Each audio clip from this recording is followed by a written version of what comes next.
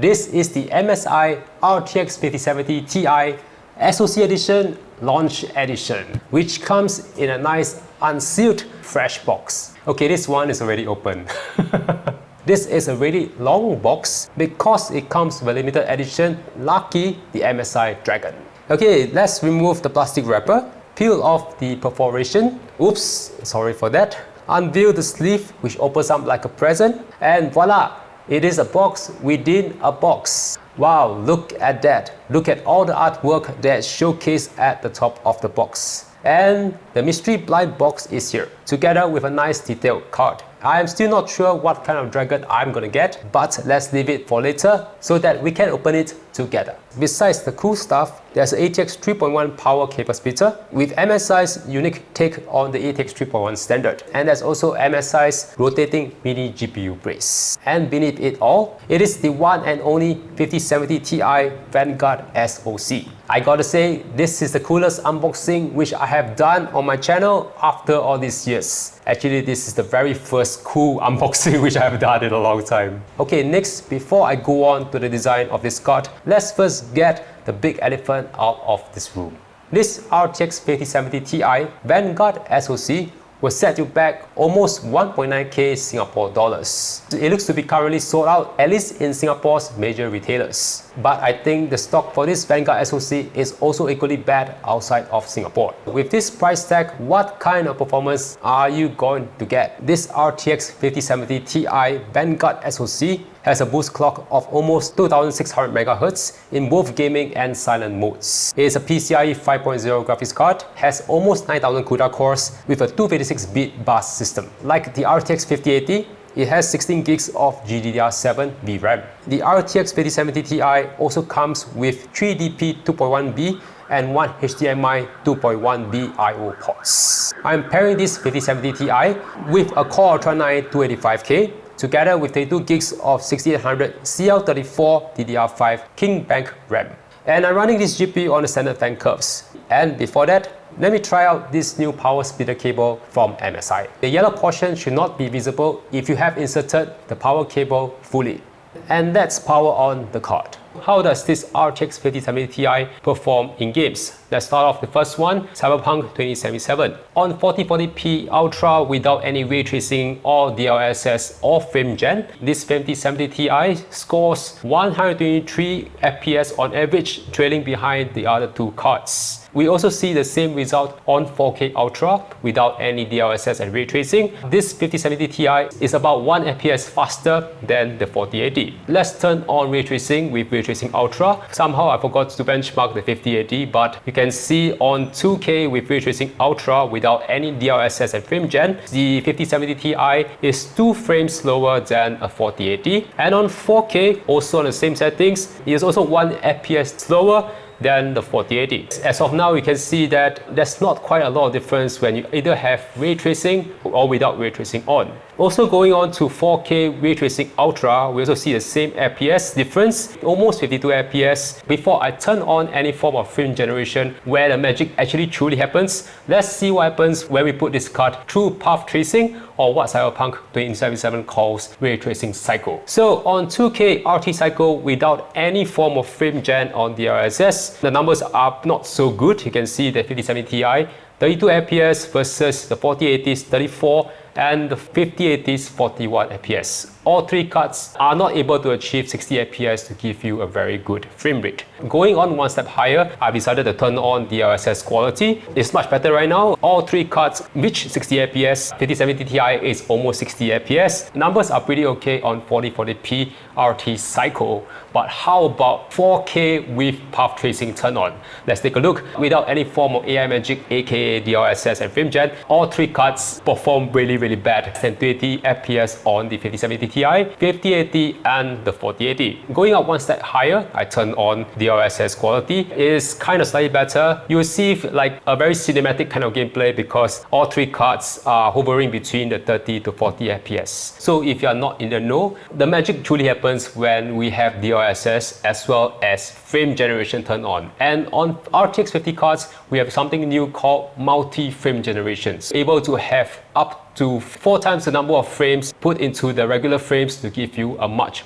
better performance. Let's go back first to Ray Tracing Ultra. This is where the 4080 loses behind because it doesn't have multi-frame generation. However, you can see that the 4080 is still better than the 5070 Ti when we have 2 times multi-frame generation turned on for both the Ti as well as the 5080. And on 4K, you also see the same result. The 4080, even though with the base frame gen, is 3 frames faster than the 5070 Ti, with the 5080 coming on top with over 100 frames when you have 2 times frame generation turned on. I decided to play around with this multi-frame generation for a while, and you can see that the 5080 can go up to more than 300 frames when you have 4 times the frame generation turned on for the card. And we also see 200 frames with 4 times frame generation on 4K resolution. So this is the power of AI, which is what many people are not exactly very happy about, because it's not pure rasterization performance, but you require AI super sampling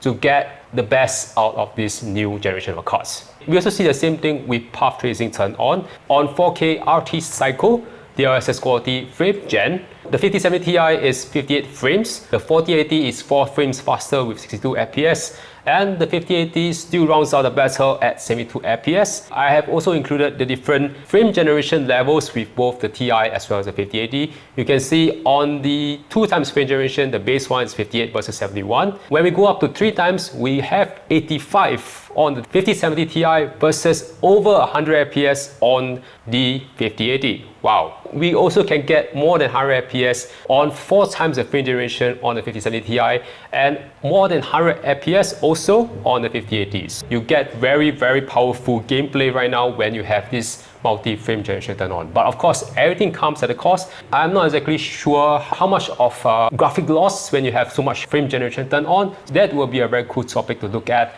in the future. So I've also decided to play around with Wukong. I did not include the 5080 in this one because the card had to go back before I could do so. But anyway, these are the numbers. On 2K cinematic without any ray tracing and on DLSS performance without any frame gen, the 5070 Ti is 84 versus the 4080's 88, about 4 frames difference. We also see the same performance when I move DLSS to 70, which gets you 75 frames versus 79 frames. And moving on to 4K cinematic, also without ray tracing, this time on DLSS 50. Without frame gen, we also see the same performance. It's 2 frames slower on 69, and when I turn on frame gen, see the same performance. There's a 3 frame difference between the 2 cards. Going on the ray tracing very high, I also start off with 4040p cinematic to see how much DLSS actually affect the gameplay in Wukong. We see very similar performance. The 5070 Ti, 2 frames slower than the 4080, and with frame gen turned on, it is very close, neck to neck. It's 89 versus 90, so there's only a 1 frame difference. And going on to 4K, this is where the 2 cards basically have no more chance to fight against each other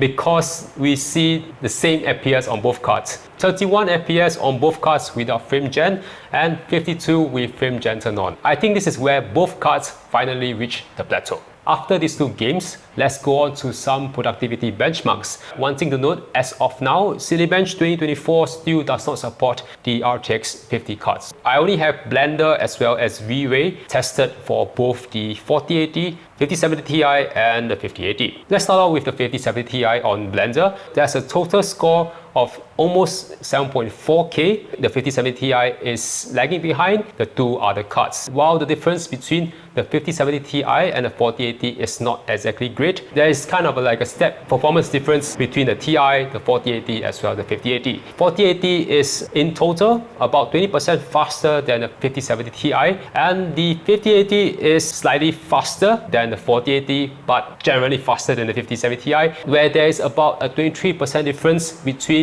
the 5070 Ti and the 5080. So the 5070 Ti uses more than 260 watts of power on gameplay and an average of 208 watts with a max of 220 watts in the productivity benchmarks such as Blender. Official sources state to use 750 watt power supply, but I think it would be better to use an 850 watt power supply, which is in case of power spikes. And if you do pair it with a Ryzen 7000 or Intel 14 Gen, these CPUs generally consume more power than the current Ryzen 9000 as well as the Intel Core Ultra 2 CPUs. And if you're not a fan of the 3-way power splitter or just an all-black 12V 2x6 power cable, you can also use this PCIe power adapter, which I showcased from Easy DIY Fab. For this GPU, only the red PCIe Gen 5 90 degrees standard model fits. But because of the orientation of the power connector found on the card, your power cables will still have to grow from the top. But it should look neater with this ATX 3.1 power connector. That said, there's only a small gap left from the adapter to the connector, so take note not to scratch your GPU when you remove the power adapter from the card. With the lower power consumption, this RTX 5070 Ti Vanguard SoC also generally produces relatively okay cool temperatures. It was 57 to 58 degrees C on average and a max of 60 during gameplay, and it also has an average of 46.3 degrees C and a max of 49.2 during productivity. I think the lower temperatures is partly due to the triple MSI Stone Force fans and this unique graphic card housing. While the heatsink covering the PCB looks to be pretty thick and standard, this Vanguard SoC employs a more interesting design for its housing. The 3 Storm Force fans spin at about 1000 RPM during, for example, Blender. This Vanguard SoC is, in my opinion, is a cross between last gen's Gaming X Trail and last gen's Suprim card. It is covered with some strips of carbon fiber on some parts of the front fan housing. It is sleek grey, metallic, has a brushed finish on the front with some grills on the corners, and edges with indentations to give it a military but also a futuristic look. It also has a very nice brushed backplate, which looks like a Batman vehicle or something that Batman will actually come up with. This Vanguard SoC also features nice cutouts for both the side as well as the back exhaust. There are ARGB on the dragon emblems on the side and front, or top and side if you mount this card vertically. There are also a bit of lights on the side on the grille designs. They look to be the actual ARGB LEDs which light up the dragon emblem on the top. And since we are on the topic of dragons, shall we finally see the mystery dragon? Okay, so I have it over here. Very nice box. Yeah, I like this a lot. Gotta be very careful with this one because I spoiled the last one. Let's do this very slowly. Oh shit. You know what, this is already dead. Okay. Wow, it even has things like inside, shaking inside. Everything's going to be quite complicated to put back when, yeah, I have to return this back to MSI. Okay, let's see what we have. Oh, it's a plastic within a plastic. Okay, so this is the base plate. And, oh, actually, oh, the one that was shaking is a boba tea dragon. Wow. Yeah, you can see the boba tea, the bobas. I don't really drink boba tea often, but this is pretty cute. Okay, now you can see why people are not actually very happy with the results for the new generation of cards, because there's not much difference between the 5070 Ti and the 4080. Granted, I know it would have been much better to compare against something like a 4070. The performance difference between the two cards is not exactly great, and the hefty price tag on this 5070 Ti is just a very big turn off for a lot of users. But that said, if you come from an older generation such as the 30 series, perhaps you can consider this card if you can stomach the high price tag on this 5070 Ti, for example. But of course, when we have AI turned on, you can definitely see the difference between the 5080 and the 4080. That is the magic weapon that this new generation of cards have that 40 series cards do not have. But design wise, I like that it borrows designs from the Gaming X Trail as well as the Suprim to create a totally new lineup, which is this Vanguard SoC. If you can stomach the price, you can consider this card or something more powerful like the RTX 5080. So, if you like this video, comment down below if you want to fork out the money for this graphics card or something more powerful, and you can also watch the other graphic card which I have done from MSI. Thank you, and catch you in the next video.